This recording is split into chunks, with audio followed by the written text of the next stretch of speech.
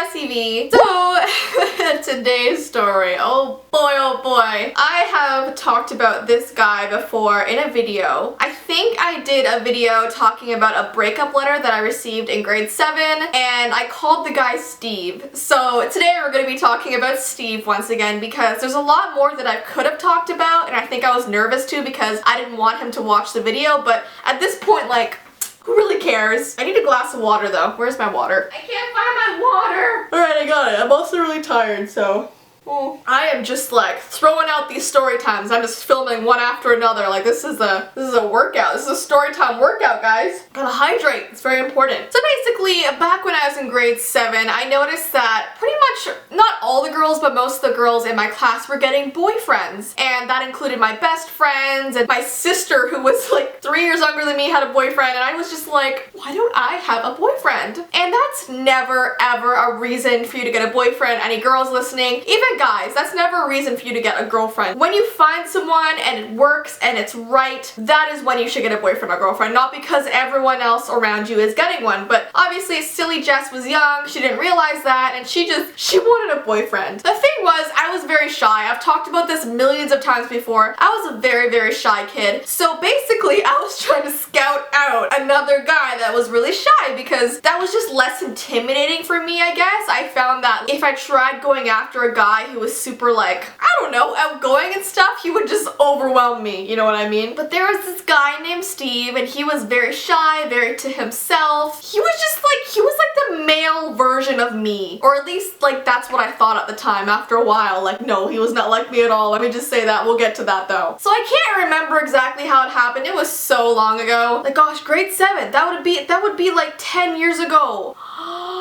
I'm so old!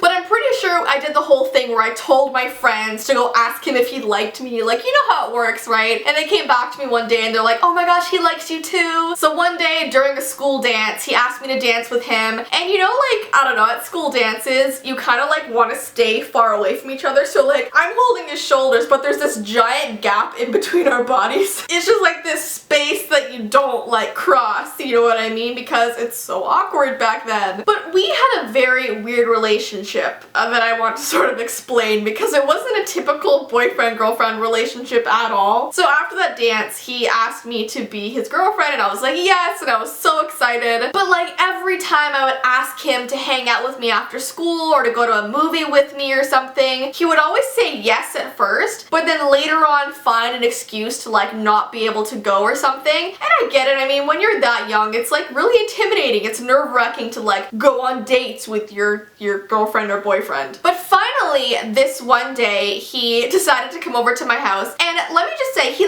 lived 2 minutes from me. So the whole time he was saying, no, I can't hang out, I was like, but why? You could literally just like walk over here whenever you want. So one day he finally said yes. I was very excited, and he came over on his bike, and I was waiting for him on my front porch, and he pulls up on this bike that has like a basket, flowers on the basket, pink polka dots, and like glitter, and on the very back of the bike there was this unicorn tail that just like sprawled out like just on the back. It looked like it was coming out of his butt, you know what I mean? Like it was just there. And he pulls up and I was like, oh Steve, that's a nice ride. You got a nice ride there. And he was like so mad. He was like, that's my sister's. It's my sister's, okay? And I was like, okay, like, I mean, it's cool if it's yours. Like, that's awesome. I would want to ride that around. And he was like, no, it's my sister's. Like, he was so determined to tell me it was his sister's, and I was like, okay, that's fine. Because apparently he had no other way to like get to my house, even though he could have walked. I think secretly he just really liked the unicorn bike. It was cool. Anyways, he comes into my house, and it's at the point where no boys are allowed upstairs, you know what I mean? My dad was like, no boys upstairs, no boys in your room, all doors always open, you know, hang out sort of on the main floor, which made sense. I was in grade 7, I was a young kid. I just remember my dad greeting Steve and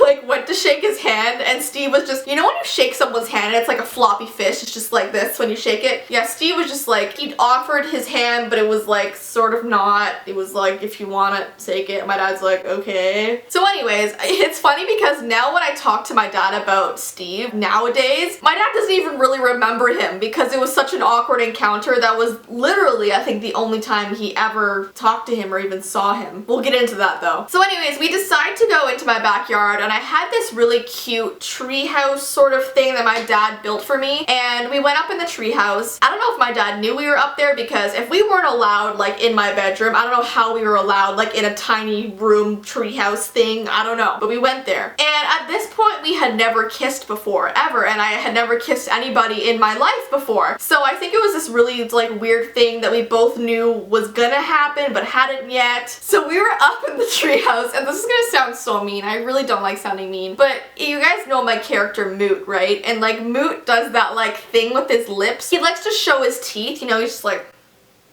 there you go, that's my Moot face, is Jessie B. But basically, I was sitting beside Steve, we were having a total normal conversation, and he turns to me, doesn't even say anything, doesn't even say he's gonna kiss me, just like looks at me and goes, and starts like leaning in, and I don't know what to do, because I could smell his breath. It smelled like he had, I don't even know, like hot dogs and KD for lunch, and I was like, oh, what do I do? Like I was gonna kiss him, and right when he was like this close from my lips, he's like this close from my lips, he goes, by the way. Wait, I have to calm myself before I say this. I can't say it laughing.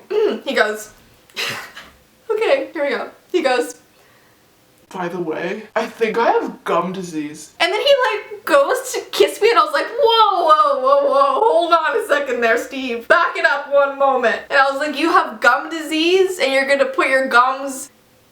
No! And like, listen, nothing against people who have issues with their gums or mouth in that way, but I think for my first kiss, it was just like too much information.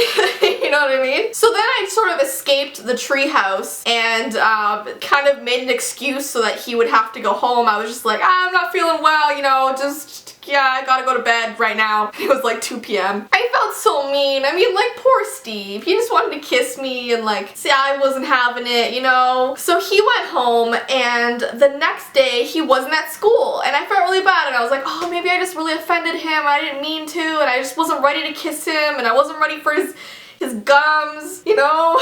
Not that you use your gums when you're kissing, but they're quite neat. They're right there. I mean, they're in the vicinity, they're right there. So back then I didn't have a phone or anything, so I couldn't text, but I used email a lot. So I emailed his sister, and she was a lot younger than he was, and I was like, is Steve okay? He's not at school. And she was like, he has the flu. And I was like, oh, well, tell him that, you know, I wish him to get better and hopefully he's okay. And she wrote back like just one sentence, like, he keeps throwing up. And I was like, oh no. So then 2 days later he arrived at school, and we met at our lockers, and we had such a, you know who he reminded me of? Napoleon Dynamite. That's exactly who he reminded me of. His mannerisms, the way he spoke, like the way his lips were, and like his eyes, like this expressionless sort of, like, I don't know how to explain him. I feel so bad right now. He was very cute in a nerdy, like, I did honestly like him. I really did. It wasn't like I was using him. I actually did like him after a while, but I think more in a friendshipy way. I don't know how to explain it. I'm digging myself a hole here. But anyways, we walk up to the locker and meet. Doesn't even say like hi or like anything. The first thing he says was, I threw up 3 times last night.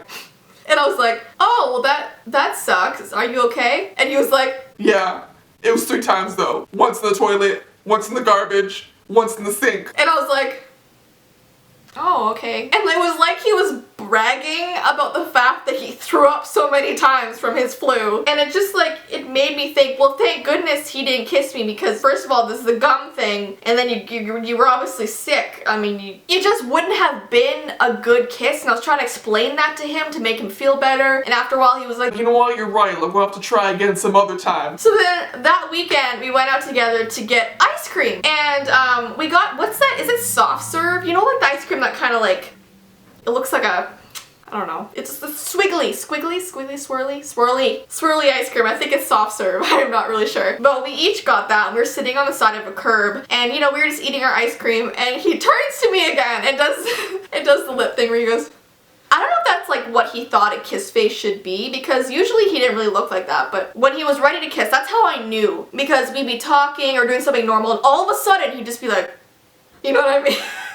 Anyway, he had soft serve ice cream all over his face, on his shirt, in his teeth, and he's like, and he goes and leans in, and this time, like, I'm just ready, like, I just knew it, so I kind of went, hold on, Steve, I'll get you a napkin.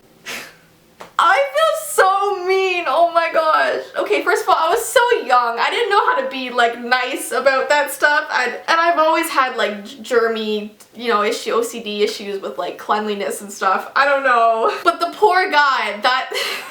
Oh, I feel so bad right now. That's probably why he broke up with me in the end. He gave me a breakup letter, which you can find that in one of my other videos. It's called Reading My Breakup Letter. And he just didn't want to be with me anymore. Probably because I was not a good girlfriend, okay? But there's one more thing that I'm gonna bring up, but I think I've talked about this before, maybe. I don't know, but we had this like party at my class. I think it was someone's birthday or something, but it was like a Hawaiian themed party. And everyone got one of those Hawaiian necklaces with the flowers on it. And obviously they weren't real flowers, they were just I don't know if they were plastic or like a material, just flower thing that you put around your neck. And Steve had a nosebleed at that party and it kind of got on his necklace. This is so gross. Why am I telling this part?